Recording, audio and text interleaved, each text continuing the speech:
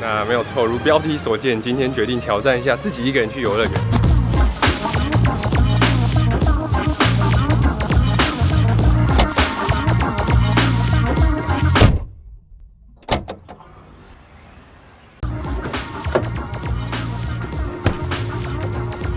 前几天我发现，就是我拍了那么多支影片，做了 YouTube 1年多以来呢，从来没有一个人出去外面 vlog 过，就是一定要有人跟我一起行动，我才敢在大庭广众之下拿起相机，然后开始拍摄。就是我不想要成为众人的焦点，毕竟拿了这么大一台相机，还有麦克风，还有这么大的镜头，还有脚架，拿在街上一定就是很引人注目。那今天呢，我就决定要来挑战一下自己。我知道我现在坐在这个后座很奇怪，但是毕竟要有点时间做心理准备吧。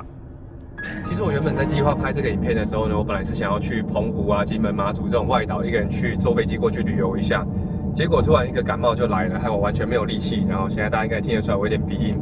想说就在高雄拍一拍就好了，但是想一想，好像高雄可以拍的漂亮的地方，然后可以走的地方都去过了。然后正当我在苦恼的时候呢，我脑中就突然浮现了一个地方，是我很久以前就想要去，然后一直没有机会去，然后现在好像是一个完美的机会，可以去拍摄的一个地方，那就是义大游乐园。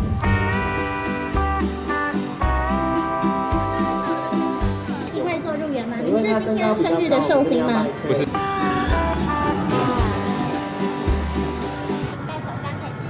好，好，谢谢。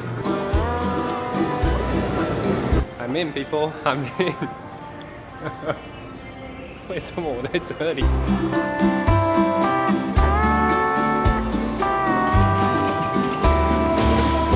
买个票捡个票就很尴尬，他问我说：“你今天一个人入园吗？”哎，对。那这次呢，我想要做一个人旅游的这种 vlog 呢，主要就是因为我跟 Sony 借到了他们全新推出的这个镜头，这个2代大三元里面的最后一块拼图，就是新推出的1635 f2.8 GM2。那其实前阵子我在考虑购买拍 vlog 的广角镜头的时候，我就有考虑过1635 f2.8 的1代，但最后我还是选择前阵子刚推出，也就是现在正在拍摄我的1635 f4G 这个电动的广角变焦镜头。那当然原因的话呢，可能价钱占了90%，原因的话呢是价钱大概占了30%，那剩下70%的原因呢，就是因为它的重量。原本1635 GM 的1代呢，重量是680克，那这个重量拿在手上确实是一个蛮大的负担。那我也想过等待就是2代的出现，因为我知道2代大三元最重要的就是轻量化，然后每一颗都有做轻量化，但是我也不知道我要等到什么时候，所以我就买了那个1635 f4G， 现在在拍摄我这个镜头，用着用着也是非常满意，非常喜欢，也没有找到任何的问题。然后中途我其实也考虑过14 f1.8， 就是我之前评测过，然后去韩国玩的那颗镜头，但是呢，最后我还是觉得1635 f4 可能现阶段更适合我，所以我就没有换过去。结果呢，它就突然就出现了。我发现来义大游乐世界的人都是成群结队，大部分都是一群学生，可能就是来旅游的。我一个人这样子去搭游乐设施，好像有点尴尬。但没关系，就是来挑战一下自己，去感受一下这个游乐设施。其实我自己也不是很喜欢玩游乐设施啊，很容易头晕，我什么晕船、晕机、晕车都会的人。但是想要一个人都来了，想说试试看吧。第一个，我们现在玩这个，大家都在看我啊。好，没关系。第一课就是不要有眼神交错。这不行，我都要拉起来。手机可以，手机都不行，都不行，那很容易掉，非常容易掉出去。好，危险，东西可以放。对面的师傅会怕。OK。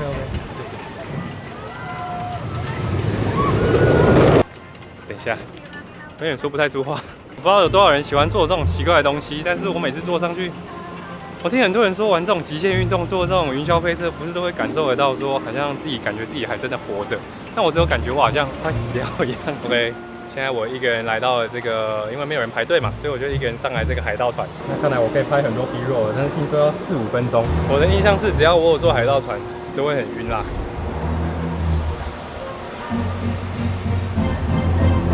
It was at this moment that he knew he fucked up.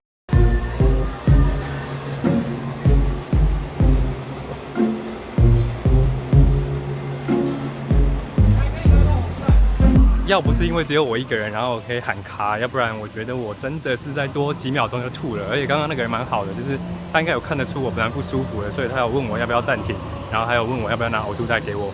好，反正现在呢，打算来吃一支冰压压惊，有这个土耳其冰淇淋。哎，再一个，加油，加油，那么大，那么大，那么大，加油，加油，加油，加油，加油，加油，加油，加油，加油，爱掉没有好事。It was at this moment that he knew he fucked up. 刚刚呢，本来这一段是想要在那个土耳其冰淇淋外面讲，但是那边一直在放 Taylor Swift 的音乐，有点嘈杂。好，那接下来我想来聊一下这个镜头的焦段。16的广角在拍摄一些大景或是比较有张力的人像都可以，然后到35算是我自己最喜欢的焦段，也是广角的末端。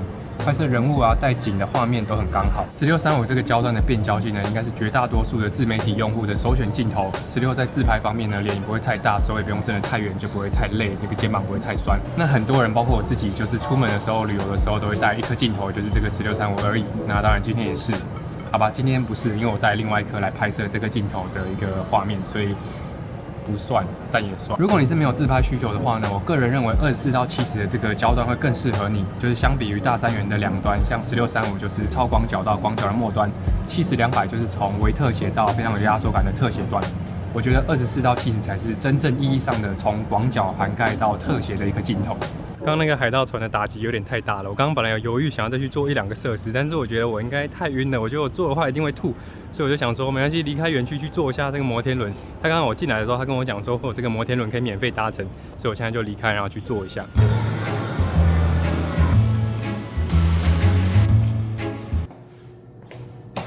你各位不要偷看我尿尿啊！好啦，因为这个下一段我在剪辑的时候呢，发现摩天轮的声音真的太大声了，难听到我自己剪辑都听不下去，所以我想说来试试看这个配音对嘴的方式。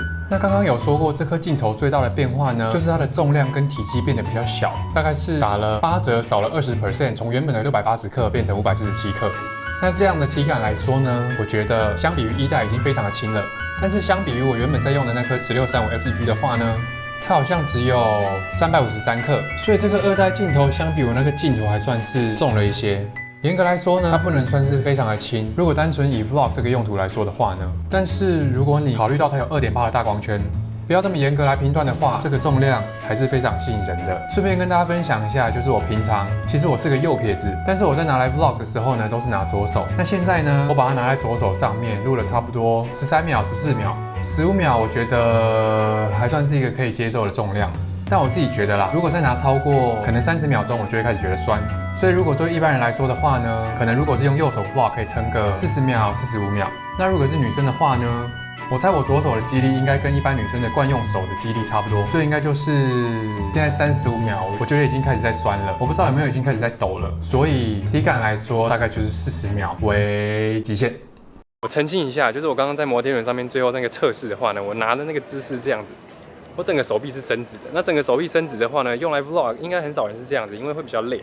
那这样比较累的情况下，我能撑差不多40秒、50秒。但正常情况下，我 vlog 不会是这个姿势，我大概都是把它这样子收回来，让靠近身体。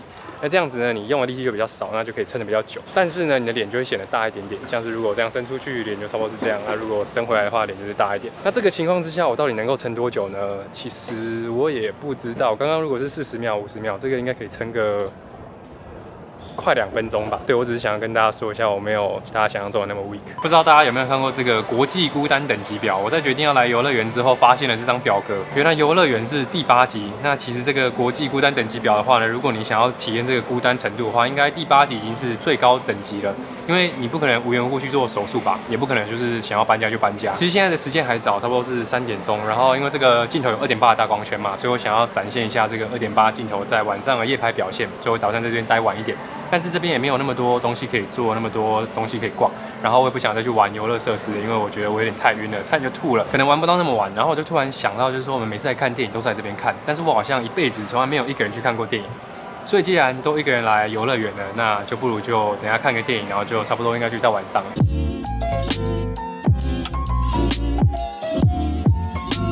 吃饱饭了，那在去看电影之前呢，跟大家聊一下，就是除了重量跟体积之外的一些规格的变化。口径方面的话呢，是一样，就是维持82，然后滤镜就不用重买。整体体积缩小了，然后遮光罩也小了很多，可能是因为用了新的这个光学技术，然后就是控制这个耀光就不用做这么大。变焦的话呢，它一样就是维持这个外变焦，但是它这个外变焦的幅度小了很多，就是它不会再伸出来这么多，少了差不多有2公分左右吧。那这里对于一些如果你是要上稳定器的人来说呢，是一个不错，就是你在平衡的时候会简单很多。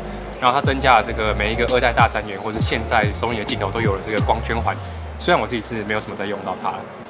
差不多准备来去看电影。我刚看完电影的那个计划赶不上变化，本来想说可以留就是晚上在那边拍一些夜景给大家看一下这个2.8大光圈表现怎么样，但是突然发现有个朋友从台北下来到高雄，想要找他吃个饭，吃饱饭之后呢再来拍一些晚上的景也没关系。那今天早上有聊到就是这颗镜头它的外观有变轻嘛，然后那个对焦外变焦有变小，那我觉得这是外观上的进步。那当然它的画质也有些提升。首先第一个蛮明显的改动就是它从原本那个对焦距离最近从0.28变成现在0.22，所以你的对焦距离就变得更近。那你说实用性很高吗？我觉得有比没有好啦，就是可以拍摄到更近嘛。那就是会有些人一定会有更好的一些运用方式。那第二点呢，就是它多了这个4颗线性的马达。对，详细名字我不确定啊，反正就是多了这个4颗马达，你的对焦就会更精准。那我自己也是觉得它原本的对焦就是1代的对焦已经不错了，然后加上Sony的机身，本来那个对焦就已经是 Tier 1，就是台湾说第一梯队，所以也不用太担心。然后这个变化也不是说特别有感的提升，边缘画质、边角变形或者是中心的画质、抗耀光等等的这些东西，当然都是有一定的提升，但是就跟所有的提升那个画质的提升一样，我觉得不是特别的有感。不是说这个2代的提升没有感哦，我自己觉得是1代就已经做得太好了。所以整体而言，对我来说，2代最大的这个改变就是我最需要的就是这个重量跟外变焦变小变短，对。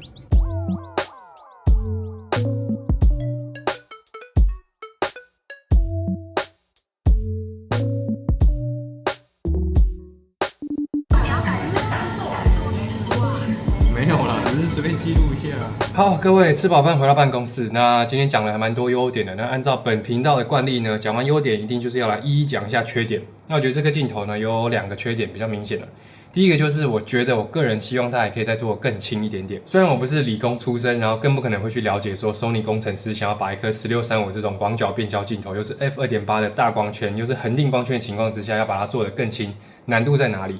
但是我自己身为一位长期在使用这种1635镜头，然后长期在 Vlog 的用户来说呢，甚至是我等了6年，我是希望还可以再做得更轻一点点。像是2470，我知道它也是重量差不多减少20%，这颗镜头也是减少20%。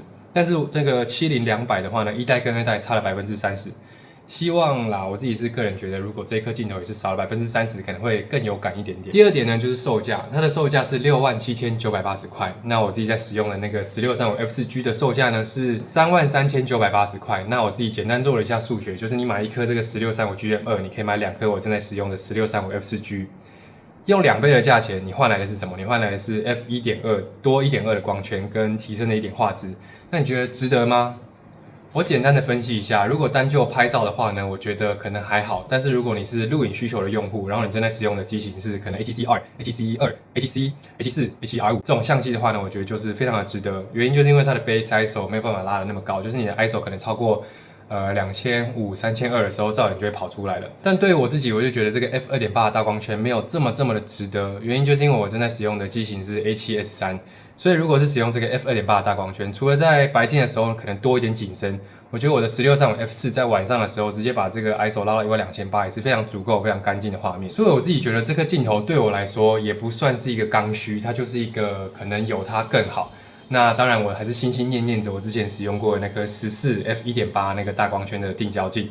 F1.8 跟 F4 的差别就真的蛮多的，不管是在景深或是晚上的锐利程度，然后它甚至是一颗定焦镜。好，那最后呢，跟大家总结一下，我自己一个人去了游乐园，一个人去吃饭，一个人去那个摩天轮，然后一个人看电影的那个整体的感觉。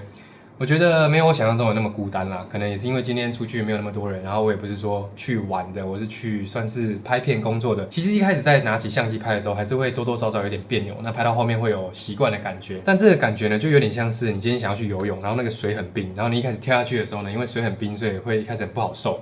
但是你游着游着，你的身体可能也慢慢热起来，你就是去适应了、习惯了这个水的温度。但是一旦你起来，然后身体稍微冷下来之后，你要再跳进去，还是会很不舒服。所以我觉得一个人出去 vlog 就有点像是这个冰水、冰游泳池的这种感觉，一开始会不舒服，习惯之后，你又再要去做一次的话呢，还是会不舒服。对，我不知道这个感觉大家能不能理解。但反正呢，我觉得今天还算是蛮好玩的一个挑战了。好，那以上就是今天所有的内容。那如果有喜欢这支影片或者有任何问题、任何想法，欢迎在下面留言。那我是Louis，我们下次见 ，Peace。好，那以上就是我们今天所有的内容。有任何问题，欢迎在底下留言。我是 Louis， 我们下一支影片见。Peace。顺便问一下大家，不知道大家有没有这个路怒症啊？其实实我算是一个很和谐的一个人，平常不太会跟人家起口角。可是每次我握到方向盘，然后看到一些开车被亏，可能会乱插、乱弄、乱开的人，我会觉得很不爽。但也不算路怒症啊，就是开车的时候会觉得，希望大家都好好的开车。